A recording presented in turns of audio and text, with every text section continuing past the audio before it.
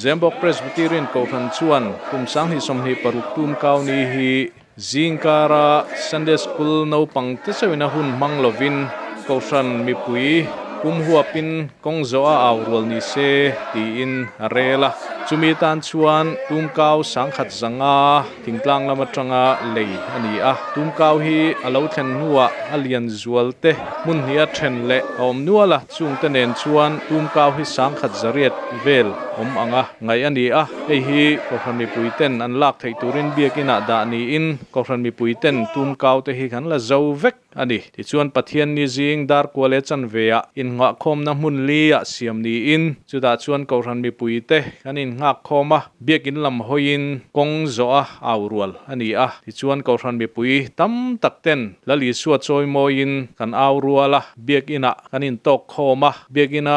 engama chen kan awrual nuwa biakin chunga lutin anin khom zui ngal ani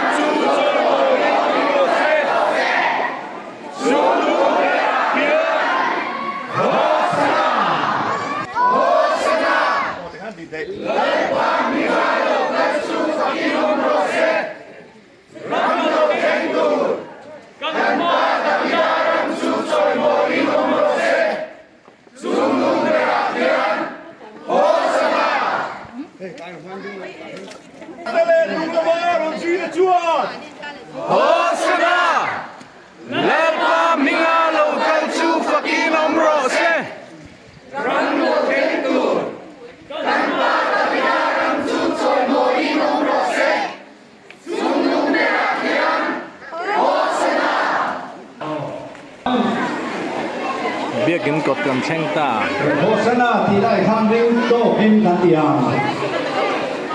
tin amala bakal tere anumla ga ronjui ke chuan Hosana lai pa mi ga ro pe chu paki ro se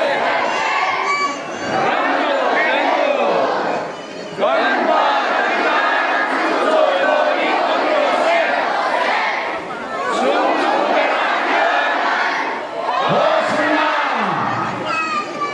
tin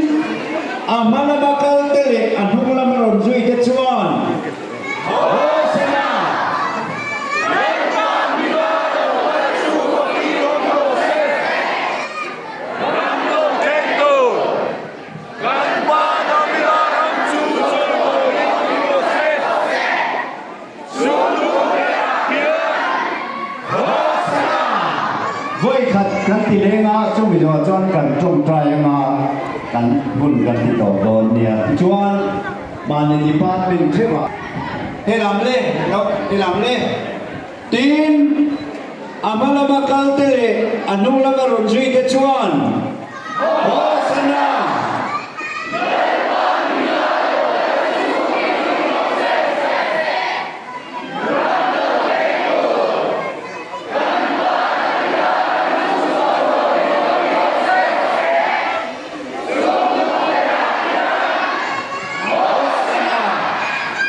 din amana bakal tele anung lamaron zui te chuan Hosana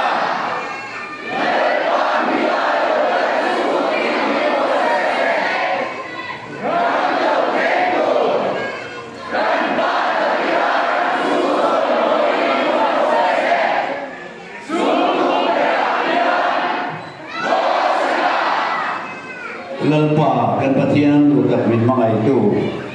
วันนี้อ่ะ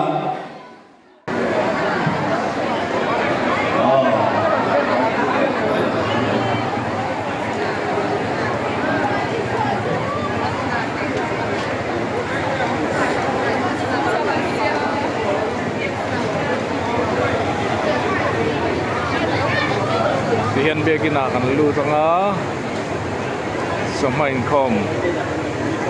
ang sunsamhal doon ni คุยจริงหลังซุปคุยจริงแล้วมาน้องลำมาดินวันไม่นานเก่าไปตัว